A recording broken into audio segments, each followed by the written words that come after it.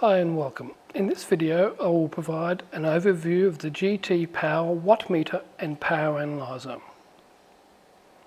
This is a versatile instrument that can be used to measure the electrical properties in a circuit in a range of different contexts. It's been fitted with two high quality, genuine 50 amp Anderson plugs on either end, so it's particularly useful in the Australian camping and environment where Anderson is used as the standard. Let's have a look first and what you'll get in the package. You'll get the original box, which is like this, and inside this box you'll have some instructions. I've also put together a very good printed guide which follows closely to what I'm outlining here to give you some idea of how it works and some examples of how you might use it. And then I've also made up these little 9-volt battery leads so that you can externally power the meter. But we'll have a look how that works in just a moment. So let's have a bit of a look at the meter first. So as you can see, it has a source and a load connection. So basically you put this meter in the circuit that you've already got. So one typical example is that you want to know how much power a solar cell is generating. So you would normally have your solar cell that's got an Anderson plug at the end of it, and then that would be connected into your solar controller. Well, in this scenario, you would just simply disconnect the Anderson plug, place the solar cell in the source end here on the left, and then connect your solar regulator to the load end here. And that way, you're actually measuring what is going on between the solar cell and the solar controller. But you could also use it in a wide variety of contexts. You might, for instance, have a battery, which is the source in this case, and then you've got something like a fridge that you want to know how much power is being consumed. So you would then simply connect the fridge input into the load side of the meter. So all you really need to sort of remember is the source is what is generating the power and the load is what is consuming the power, and this meter sits in between to measure what is going on. Okay, so when you connect this meter up to a source of power, it will automatically power up because it's actually powered by the source power. So that's actually quite useful in some ways because you don't need to power it externally. However, if the source power switches off for some reason, or like a solar cell, at night it's no longer generating power, the power to the meter will also be stopped. So you might then lose some of the cumulative statistics that you've been gathering over time. So we'll talk about how you can externally power this in a moment, but just for now, note that the meter is actually powered by the source. Very small amount of power, I might add. It's not at all a large amount of current. Let's just have actually look. I'll just turn my load off. It looks to be there about 26 milliamps, which is actually pretty small. Let's have a look at what you're actually measuring.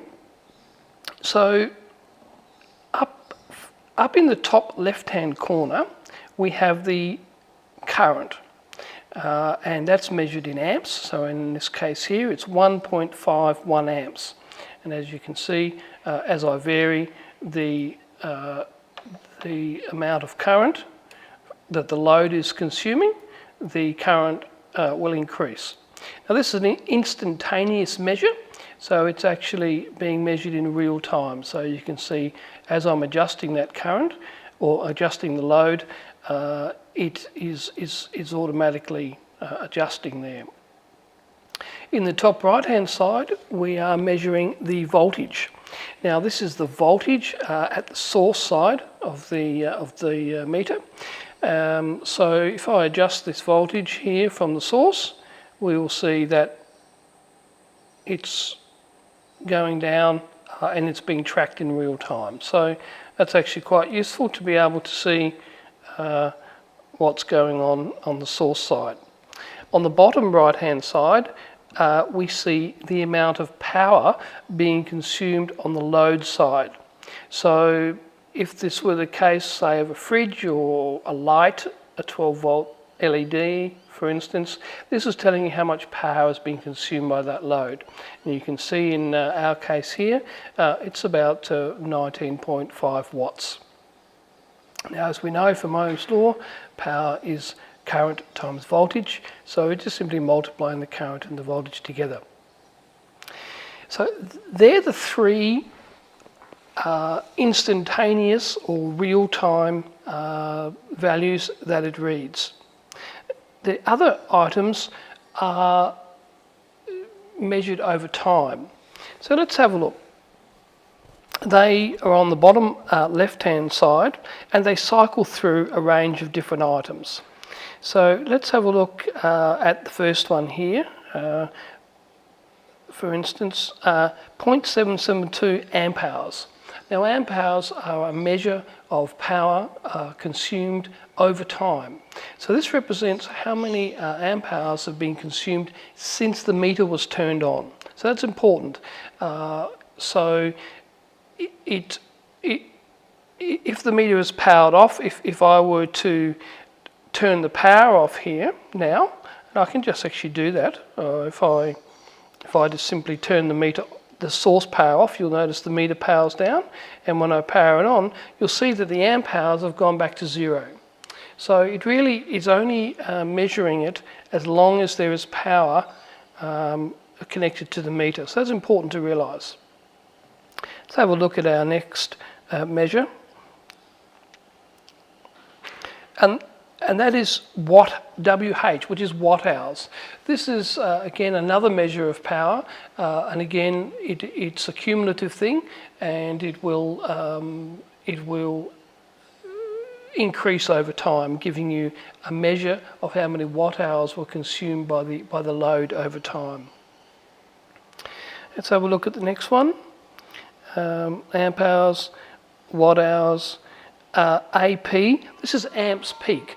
This represents the maximum amount of current that has actually been in this circuit since it was turned on. So it just represents a peak. Now, you might have had a solar cell connected and it was in ideal conditions, and it was really producing a lot of current, and so that will show you what the peak value was. Let's go to the next one. Amp hours again, watt hours, amps peak, VM. This is V minimum, voltage minimum. This represents the lowest voltage that has been detected at the source end since the meter was turned on. Let's have a look at the next one. Watt hours, amps peak, voltage minimum, WP. This is watts peak. This represents the highest or peak value of power expressed in watts that has been detected or measured since turn on. Okay, so let's go watts peak. So then we're cycling back to amp hours again. So they're all the values that it measures cumulatively over time, which is actually really useful, particularly the amp hours one, because it can give you a measure of how much power is either generated in the case of a solar cell or is consumed in the case of a load or Okay, let's now have a look at how we can externally power this meter, so that if the source power were to go off for some reason, you would not lose all your cumulative measurements. So let's just power the meter off. And I'm going to first of all just disconnect my little leads here from the Anderson. I've got this actually just connected to a little power supply at the moment and a little electronic load, so I can simulate it. Now you'll notice on the side of this meter there's a little connector, and on the back here you'll see that it has positive and negative. So there's 3 pins in this little plug, and really the only pins that are being utilised are the 2 that are the plus and the minus, which provides the power. So in your package you will get this little lead that I've actually made up, so that you can use a 9-volt battery to power this. Now, for those of you who are not familiar, positive is a red lead, so that's important. So you'll notice then that you've got negative down the bottom and plus. You need to make sure that the plus is aligned with the plus and the minus is aligned with the minus. Okay, so it's not going to work if you have it around the wrong way, and it is possible to put it around the other way.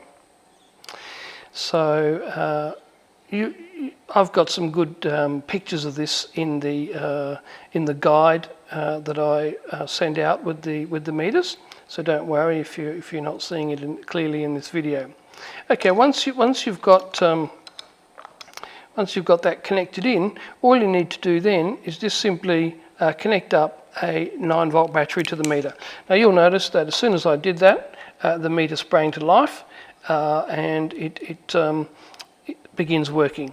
Now in this case, of course, there is no source voltage at all, so it is accurately measuring that and saying that it is 0. So let's connect my power supply up again and get us a bit of a source of power, and I'll connect my load up again. Okay, and I'll turn on my power supply and I shall turn on my load. Okay, there we go. So now you can see that I'm again back measuring instantaneous values. I'll just bring it up to say 15 volts and just increase the load a little, say up to 2 amps. It's 30 watts nearly, or 29.9 watts being consumed. Now you'll notice here that all my cumulative values have begun to increment. Now if I turn off my source, you'll notice that my cumulative values are still there, even though the voltage on the input is 0 and there's no power for the meter. It is continuing to be powered by the little 9-volt battery here. So that's actually really useful, particularly if you've got solar cells connected, because, as I said, that voltage can sometimes disappear for one reason or another. But it's also useful if you want to just disconnect your source for one reason or another. You're not going to lose all the values that you've been measuring over time. So I just turn the power back on here. You'll notice that once again the amp hour starts incrementing from where it sort of last was. So there we are. That's the GT watt meter and power analyzer. I really hope you have enjoyed this video of its functions and potential uses. Thanks for watching.